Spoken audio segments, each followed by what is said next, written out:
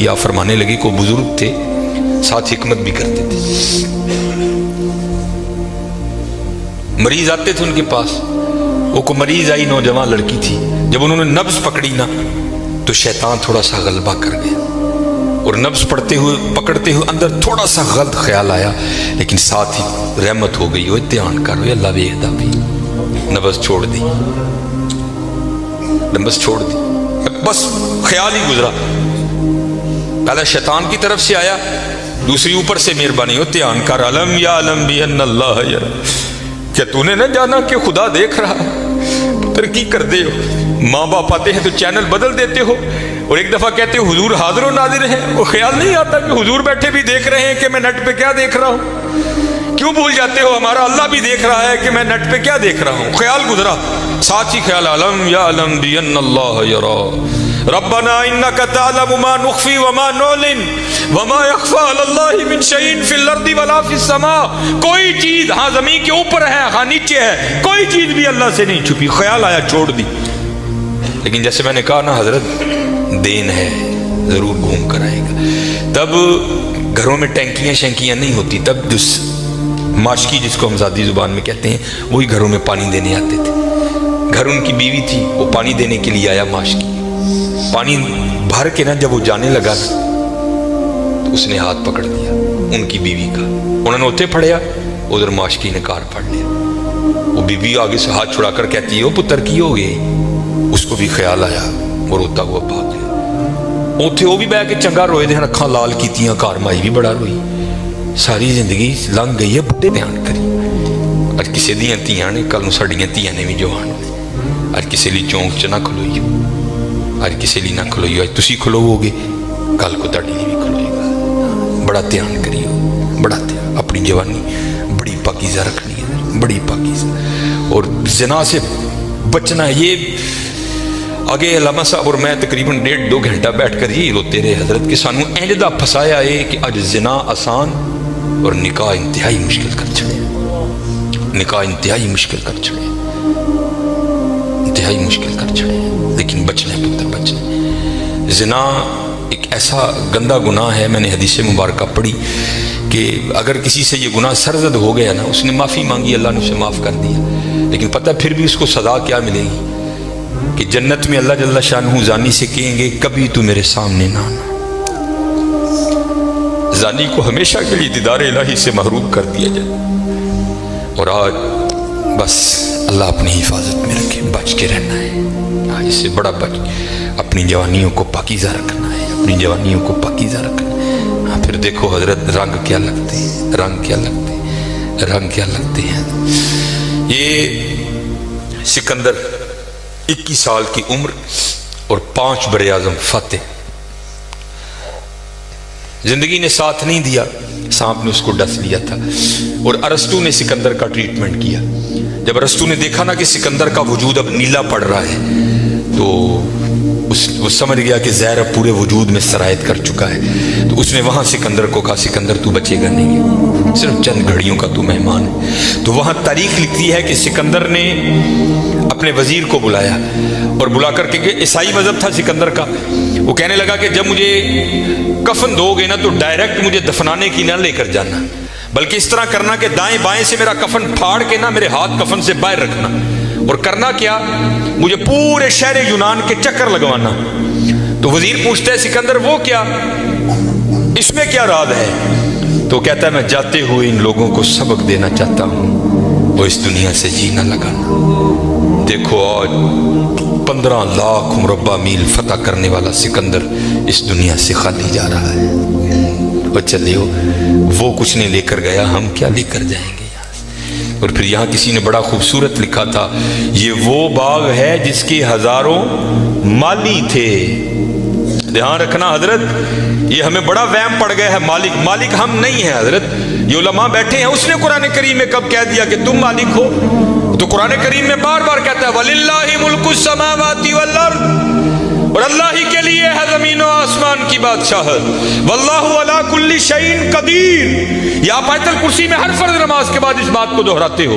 اللہ لا الہ الا هو الحی القیوم لا تأخذہ سنۃ ولا نوم لہ ما فی السماوات وما فی الارض. اور اللہ ہی کے لیے ہے جو کچھ آسمانوں میں ہے اور جو کچھ زمینوں میں ہے. سورہ آل عمران 3 پارہ.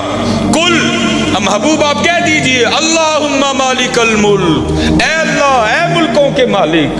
تیال کریو پتر او مالک جے اسی نہیں مال، ہم تو مالی ہیں یار.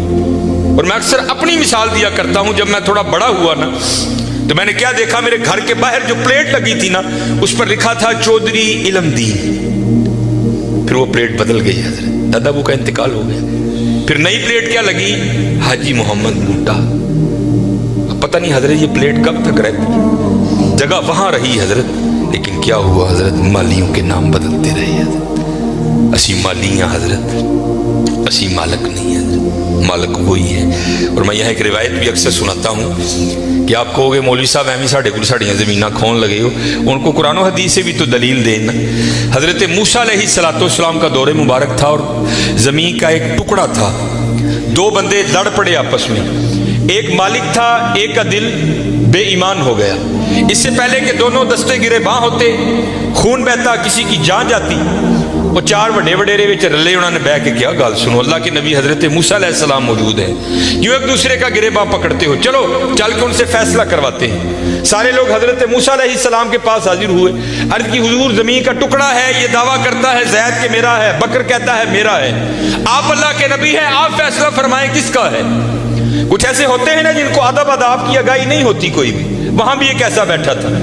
حضرت موسیٰ علیہ السلام سے عرض کرتا ہے حضرت اینج کرو، کلا کلا کر کے نا ان سائڈ تے لے جاؤ، دونوں کی بات سنو، حقیقت حال آپ پر واضح ہو جائے گی. حضرت موسیٰ علیہ السلام جلال میں آ گئے. آپ نے فرمایا میں اللہ کا نبی ہوں، مجھے اس بات کی ضرورت نہیں کہ میں کلا کلا کر کے ان کی بات سنوں. مجھے اللہ نے یہ طاقت دے رکھی ہے، میں زمین کے ٹکڑے سے پوچھ لوں گا بتا تو دونوں میں سے کس کا ہے. آپ نے سب کو اکٹھا کیا اور لے کر چلے گئے. زمین کے اس ٹکڑے پر کھڑے ہوئے، فرمایا یہ زید دعویٰ کرتا ہے تو میرا ہے، بکر دعویٰ کرتا ہے تو میرا ہے. اللہ کے نبی حضرت موسیٰ تجھ سے پوچھتے ہیں بتا تو کس کا ہے. تو تفسیر میں لکھا ہے کہ وہ زمین کا ٹکڑا بول اٹھا. پہلے حضرت موسیٰ علیہ السلام کو سلام عرض کی اور سلام عرض کر کے عرض کرتا ہے حضرت یہ دونوں جھوٹے ہیں، نہ میں اس کا ہوں نہ میں اس کا ہوں، ان کو تیاری کریں، یہ دونوں میرے ہیں. ہسی حضرت کیڑے وہم چھپے دیں تے حقیقت کیا ہے. یہ وہ باغ ہے جس کے ہزاروں مالی تھے، سکندر جب اس دنیا سے گیا دونوں ہاتھ خالی تھے.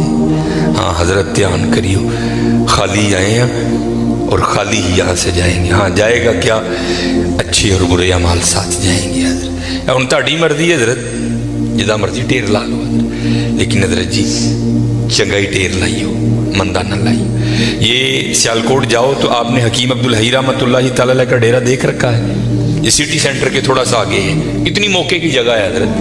ہم نے تو خیر نہیں دیکھا، لیکن میں نے وہ انجینئر دیکھے ہیں جنہوں نے حکیم صاحب سے کہا نا، انجینئر تھا، حکیم صاحب کا مرید ہوا تو اپنے پیر سے پیار تھا نا، تو عرض کرتے ہیں کہ حکیم خادم علی رحمۃ اللہ تعالی علیہ کہنے لگا کہ حکیم صاحب بڑی موقع دی جگہ ہے، سڑک دے اتنے تھی جی کتنے روڈ 'چ بھی جا کے بہو گے نا تو دنیا نے اوتھے بھی آ جانا ہے.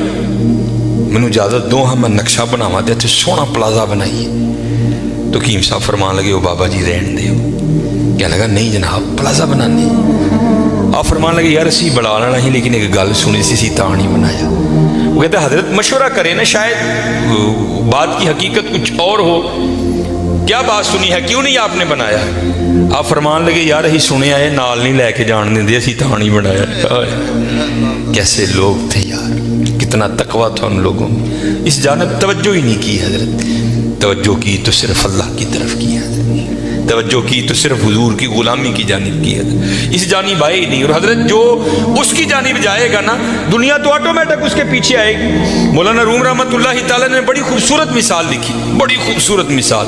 آپ فرماتے کوئی بزرگ بیٹھے تھے، ان کے سامنے سے نا بندہ بھاگتا ہوا گیا، افیادہ نسیہ پہ جائے. اگلے دن پھر بیٹھے تھے، پھر بھاگتا ہوا گیا. तीसरे दिन फिर बैठे थे, फिर गया। चौथे दिन जब गुजरा ना, आपने पकड़ लिया उससे। आपने फरमाया भैया तुझे क्या मुसीबत पड़ी है, रोज तू इस वक्त भागता हुआ निकल जाता है उस जानिब। और करता है हुजूर मैं अपना साया फड़न दिया था। आपने फरमाया फिर तू सारी जिंदगी नहीं पकड़ सकेगा। उसने कहा हुजूर वो क्यों?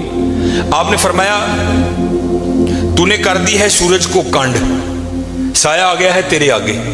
अब सूरज को कांड करके जितना मर्जी भाग, क्योंकि साया आगे है, वो भागता रहेगा, तू उसके पीछे भागता रहेगा, पकड़ नहीं सकता। हाँ एक काम कर ले, पकड़ फिर भी नहीं सकेगा, लेकिन फिर ये होगा कि तू साये के पीछे नहीं भागेगा, साया तेरे पीछे भागेगा। उन्हें की रो की, आपने फड़कना का पासा पोया और मुंह कीता सूरज अल। फरमाया हूं सूरज अल दौड़ ला, साया तेरे पीछे पीछे दौड़ेगा। ये मिसाल देकर मौलाना रूम कहते हैं तूने भी अल्लाह के रसूल के दरबार से मुंह फेर लिया है और भाग रहा है दुनिया के पीछे। अब दुनिया आगे आगे, तू पीछे पीछे। ओए हाँ भागना है तो दौड़ मदीना की तरफ लगा, फिर दुनिया तेरे पीछे पीछे होगी, तू आगे आगे होगी।